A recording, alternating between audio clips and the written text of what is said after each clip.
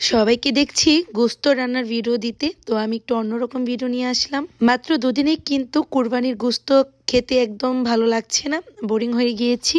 তো ভাবলাম একটু সবজি খিচুড়ি রান্না করি পাতলা করে, কিন্তু বাজারে অত সুন্দর সুন্দর সবজি যে শীতে পাওয়া যায় এরকম একদমই অ্যাভেলেবেল ছিল না। আমি সবসময় ট্রাই করি ইজি ওয়েতে এই খিচুড়িটা রান্না করতে এবং একটু রঙিন অর্থাৎ কালারফুল সবজি ইউজ করতে।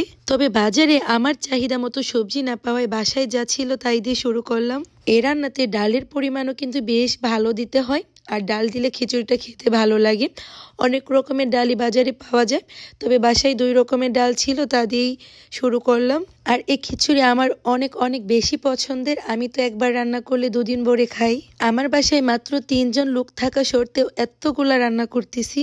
আমি এবং আমার আব্বু কিন্তু খুব মজা করে খাই, যদিও আমার আম্মু খুব বেশি পছন্দ করে না, কেননা এই খিচুড়িতে অনেক বেশি ডাল ইউজ করা হয়, আর আমার আম্মু ডাল একদমই পছন্দ করেন না।